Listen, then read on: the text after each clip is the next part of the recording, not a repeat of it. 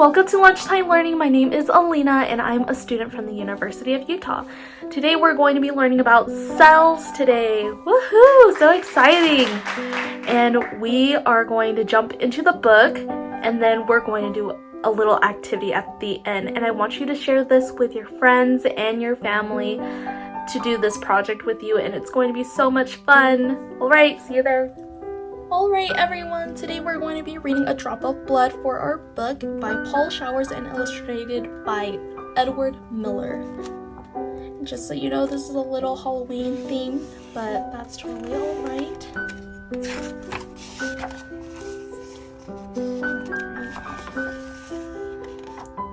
Oh, there's blood in your arms and legs, there's blood in your fingers and toes. And once in a while, when a game gets too rough, you'll find that there's blood in your nose. There's blood everywhere inside your body. When you cut yourself, you make a hole in your skin. Blood leaks through the hole. If the cut is small, it soon stops bleeding. You don't have to cut yourself or bump yourself to find out where the blood is. You can see where it is. You can look through with a flashlight. Go into the bathroom tonight and shut the door. Turn on the flashlight in the dark. Hold your fingers over the light. What color are they? Look in the mirror in the dark. Hold the flashlight behind your ear. What color is your ear? Shine the flashlight in your mouth. What color are your cheeks? The blood in your fingers and your ear and your cheeks make them look red. Blood is red because it is full of tiny red blood cells that float in a watery fluid called plasma. The red cells are very tiny. There are hundreds and thousands and millions of them in a single drop of blood. Red blood cells are too small to see with your eye. You have to look at them under a microscope. Then the red cells look like this, round and flat, then in the middle, thick around the edge, something like tiny donuts without any holes. And if we look at this is our red blood cells, and this is under a microscope. We can't see it with our naked eye. It's pretty cool, right? The blood is always moving inside your body. Your heart pumps it and keeps it moving. It moves through little tubes, your blood vessels, moves out of the tips of your fingers and moves up to your head and down to your toes. If you look at this little vampire that we have today, we can see that these are called our blood vessels, which makes the blood move to our heart, up to our head, and to our toes. The red cells in your blood carry oxygen. Oxygen is part of the air you breathe. You cannot see oxygen, but you cannot live without it. Your body has to have oxygen every minute. You breathe oxygen into your lungs. The red cells in your blood take the oxygen from the lungs. Red cells carry the oxygen to every part of your body. They carry oxygen to your muscles, to your bones, your brain, your stomach and intestines, and your heart. So if we look at this diagram, basically this is where our oxygen gets, so it's what we breathe, and I want everyone to breathe with me. And then breathe out.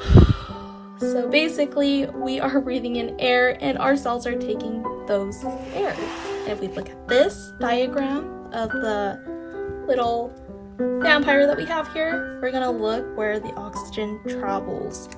And it also, if you want to pause this, you can look at this picture a little more. Same with this one, you can pause the video and look at this picture if you'd like. Your body needs food as well as oxygen.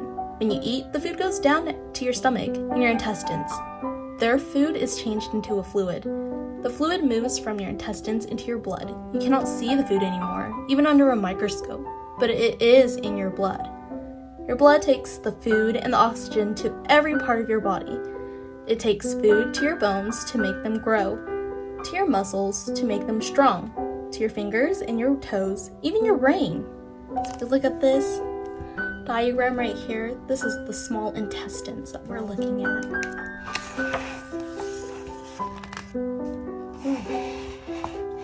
Okay. There are white cells in your blood too. They are bigger than red cells. Your blood has fewer white cells than red cells, but there are thousands of white cells in one drop of blood. White cells protect you against disease, germs. A white cell wraps itself around the germ and eats it up. Then the germ cannot harm you. So if we look at this diagram, again, we can see that this is the white blood cell right here. And this is the little germ, and it's processing to eat the germs. If we look at this is our white blood cells. It looks bigger than the red blood cells, right? Some things in your blood are smaller than white cells, even smaller than red cells. They have no color. They are flat and round like little plates. They're called platelets. When you cut your skin, blood runs out. Platelets gather around the cut. They form a plug and help stop the bleeding. If we look at this is our platelets pouring out and stopping that as well. But this is what it looks like under a microscope. Isn't that cool? Next, the blood begins to clot. Tiny threads called fibrin form in the plasma.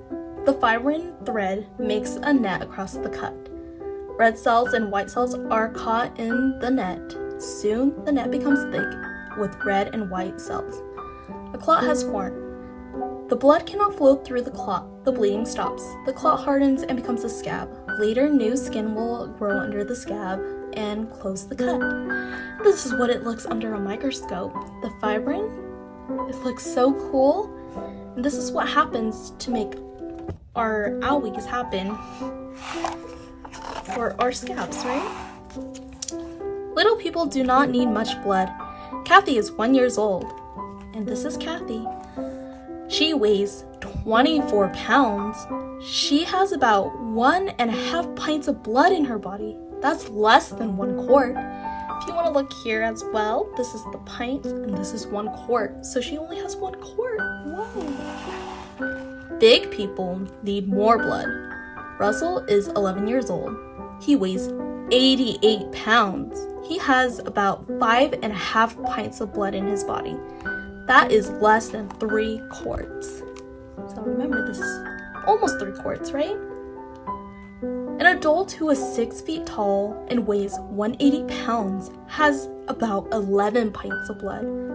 11 pints are the same as 5.5 quarts. That's so cool. Red cells do not last forever. They wear out. White cells and platelets wear out too.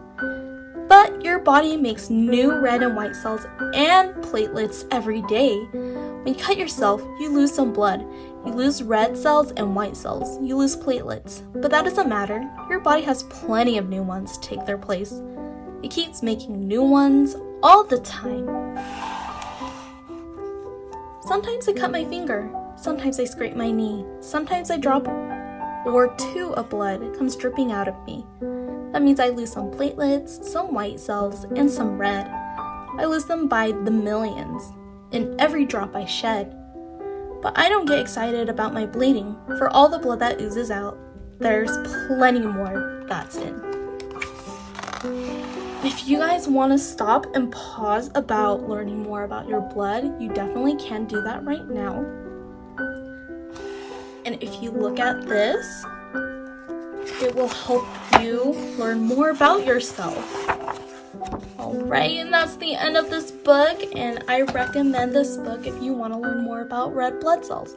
But definitely, we're going to go straight to our activity, so I'll see you there. Hi everybody, welcome back from our reading. Today we are going to be doing our activity, so just stay tuned. So what we're going to need for our materials are oil, scissors, and I want you to have parent supervision or just please be careful with them. I'm going to be needing these snow styrofoam things. I got mine off at Dollar Tree, but you can definitely find something else to substitute it, like styrofoam from a box, or just using something that's going to be representing our white blood cells. This is going to be our white blood cells. And I have food coloring dye. I found mine at Walmart, but it should be in your pantry, or try to find something, and these are really cheap, so you can go buy those as well. And then you're just gonna need a water bottle, and for this activity, I already poured the oil in. Just so you know, just pour the oil in the water bottle and make sure you open it, please. And please try not to make a mess. But you can also have something under it so it doesn't make a mess. Alright, so I'm going to use the scissors to cut this off. And like I said, it's going to represent our white blood cells. I just only cutted the little edge of it so it doesn't make a mess, but you can totally grab a bowl as well and pour that in and start stuffing it in. So I am going to be dropping that in our water bottle or our plasma.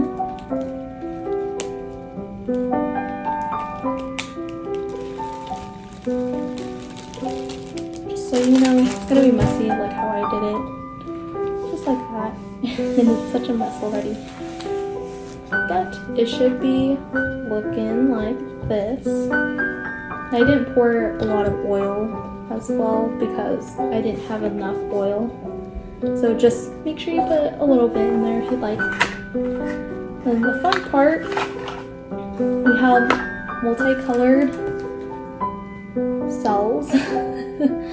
But today I just want to use the red one because we're going to be looking at our red blood cells today.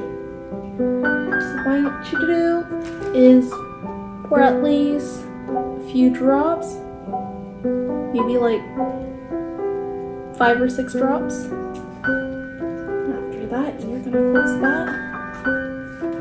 And so, what we're going to do is close it up.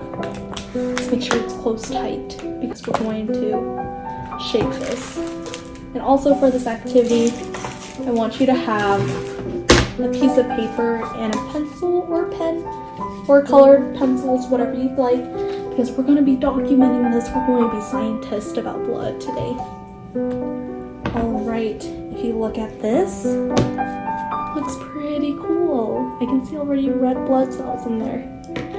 So what we're going to do is we're going to shake this up. Just like so. Like, if you look closely, you can see the red blood cells. That's like a lot of red blood cells in there already. But if you want to have fun with it, add more food coloring on there. So 1, 2, 3, 4, 5, 6, 7, 8. That's a lot of drops for me. Right? Oh, make sure you don't forget to close the lid. Then we're going to stir it around. If you look at that, it looks all red, but you can't see it from my angle, but I can definitely see the red blood cells coming up. And this is going to be our red blood cells. This is our white blood cells in there. If you look at that, it's like going to eat all. And just remember, the white blood cells, they're bigger, right? And so they're going to eat all the bacteria in our body. So I'm going to be drawing that. So white blood cells are bigger. And if you want to do this in a bowl, that would be amazing too. So this is my white blood cells that I am seeing on here. It doesn't have to be pretty. It has to be just a few, right? So we read that. And like I noticed that they're sticking on the top as well, so I'm going to draw that too. So it's my water bottle. This is the top. It's not a pretty water bottle, but it's okay. And I have some top ones, and if I look closer, my plasma's all the way down here. And then make sure you label them too. Plasma. And say white blood cells.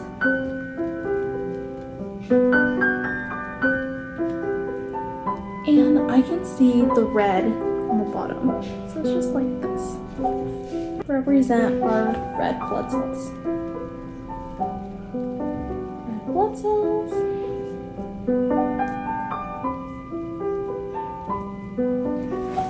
Just like this. This is my drawing. It's not the best, but definitely have fun with it. Hi guys, just a little reminder, you can also do the drawings in different ways, so I recommend doing crafts. So Basically, you can get pipe cleaners, which is probably $1, or you can also put things into perspective. So you can also write a story about how if you were a red blood cell or a white blood cell, or what we talked about today. So just keep in mind there's so many things you can do for this activity. You can also be doing things that are happening within the body as well, such as making a heart pump. Definitely would love to see those as well.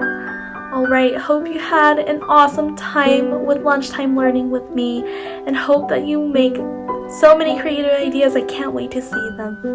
Right, see you later. Bye!